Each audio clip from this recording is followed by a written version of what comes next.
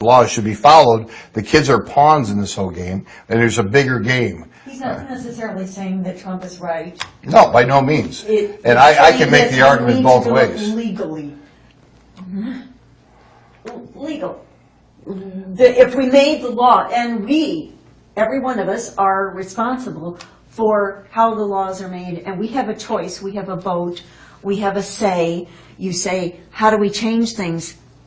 We all have a say at one moment in time, politically or religiously, morally. So he's only saying that we need to follow the laws, and the laws, unfortunately, are what we have as they stand today. Our church, Lily White Barrington, just adopted a family from Rwanda. All right, it's 2 ladies, and one of them has a daughter. We set them up in an apartment in Uptown, somewhere around Argyle and Broadway, through who? Refugee One. But these people have been in a vetting process. They were in a camp in Rwanda, and they went through a 2-year vetting process before they were finally entered into this country just a month ago. And our church set up the apartment and made sure they had everything they need. But the idea is to integrate them. Our connection with them is only for a year, and then we back off after we've gotten them into a jobs program and introduced them to whoever they need. But the idea is it's to integrate them to be independent, just like our parents became independent and raised us to be independent. So I don't have a hard heart toward immigrants. Believe me, I tell everybody every day I am a son of an immigrant. All right, so I am not waving the Daughters of the American Revolution flag saying we are here first, everybody else go away. I'm just saying you have to have guidelines and laws to make sure that everything is done appropriately. Now, if you had a child and you were living in Guatemala and you had to travel through Mexico, and I have traveled through Mexico. When I was 19, I covered all of Mexico by myself, and I saw the ultimate poverty, and I lived with a family for a couple of weeks. I know what it's like to have to go through Mexico, okay? It's not the most easy terrain to walk across. But the desire to get here outweighed the risk of making that journey, okay?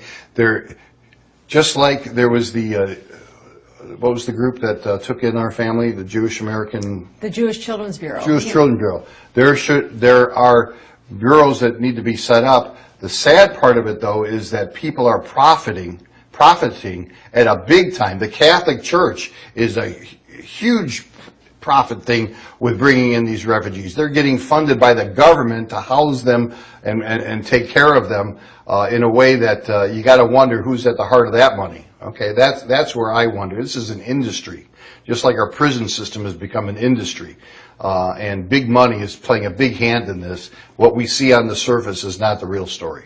That's all I got to say about that. But I'm not afraid. I think that we have enough people in this country who will turn things back to the right. You know, we go 4 years to the left, we go 4 years to the right, we always come back to the center. I don't think we're going to end up, if we do, we all got to stand up and say this is wrong to the best of our ability, as I said earlier. Dessert? I'd love some. Who's your hero? We need something light. My hero. Well, Your hero. Wow. Ooh. When I think about it, Where it is. okay, Grace. beautiful. Oh, look at that. Icebox. I have 2 heroes right now. Well, probably 3. But I have always admired our grandmother. I have always thought of, whenever you get asked that question, if there's anyone that you could ever meet in history, who would you want to meet? And my answer has always been Ilona. What she did to survive during that time, I find to be extraordinary. And so she's my hero.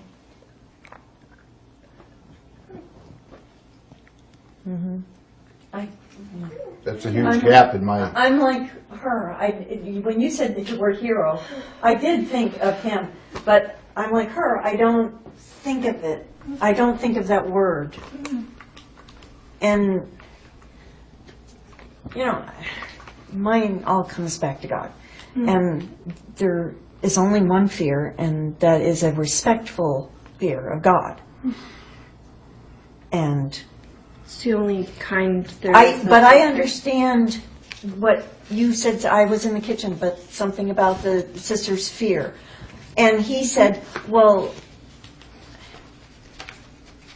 we cannot ever come close to imagining what they went through, what they feel, the memories that they have, the moments in time, the bag over the thing, or the water, or her moments, or his moments, and how they relate to each other.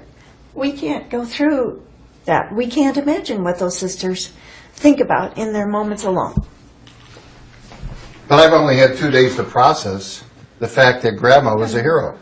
I knew nothing of this underground business. Wow. I didn't either. Wow. Nothing. I didn't know. All I've been thinking of her as a victim who got sent off to Auschwitz and was murdered. No, I've never thought of her as a victim. I know this is going to sound funny, but the fact that she would walk down the streets of Berlin, this one of the stories Mom said, and spit on the robes of the Catholic priests and the nuns because she couldn't stand them. Why?